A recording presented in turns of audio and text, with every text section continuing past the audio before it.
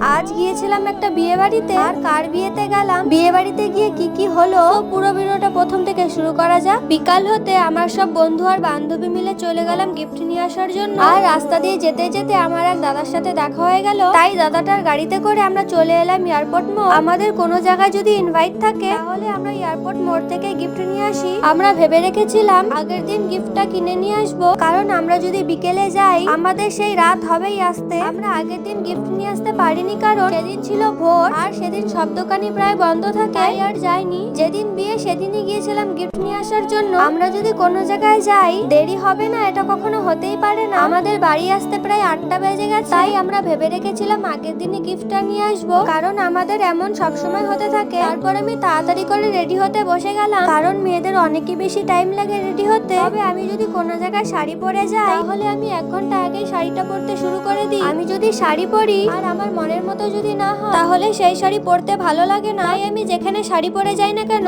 1 ঘন্টা আগের থেকে শাড়ি পরতে শুরু করি, কারণ আমি জানি আমার শাড়ি পরতে অনেকই বেশি টাইম লাগবে। আর আমার বান্ধবীরা সবাই এখানে আমাদের জন্য ওয়েট করছিল। তারপর আমরা চলে আসি ডিরেক্ট বিয়ে বাড়িতে। এই বিয়েটা ছিল আমার এক বন্ধুর কাকার বিয়ে, আর এটা ছিল আমার এক বন্ধু, সে আমাদের জন্য পকোড়া নিয়ে এসেছিল। আর এদিকে দেখো গিফট নিয়ে আসার সময় সবাই গিয়েছিল গিফট আনতে, আর এখন সবাই গিফট দেওয়ার সময় লজ্জা পাচ্ছিল, তাই আমি নিয়ে গেলাম গিফটটা দেওয়ার জন্য। আর এদিকে আমরা গ্রুপ ফটো তুলেছিলাম, তাই সেই ফটো দিয়েছিলাম জিমিনিতে ক্লিয়ার করার জন্য। ক্লিয়ার তো দূরের কথা, সেই ফটোটা অন্যরকমই চলে আসছে, এখানে আমাদের কাউকে চেনাই যাচ্ছে না, একদমই আলাদা। তারপর আমরা খেতে বসে পড়ি, আর আমরা যে জায়গায় বসেছিলাম জায়গাটা একটু উঁচ নিচ থাকায় বোতলগুলো পড়ে যাচ্ছিল। তারপর আমরা খাবার খেয়ে একটা বান্ধবীকে তার বাড়ি ছাড়তে যাচ্ছি, কারণ আমাদের অনেকটাই রাত হয়ে গেছিল। তারপর সেই বান্ধবীকে আগিয়ে দিয়ে আমরাও বেরিয়ে পড়লাম এখন বাড়ির দিকে। আমাদেরকে আগিয়ে দেওয়ার জন্য সব বন্ধুগুলো চলে এসেছে, তবে টোটোতে কিন্তু জায়গা হচ্ছিল না, সবাই এসেছিল এগিয়ে দেওয়ার জন্য। তবে আমাদের কিন্তু সেই দিন সেই মজা হয়েছিল।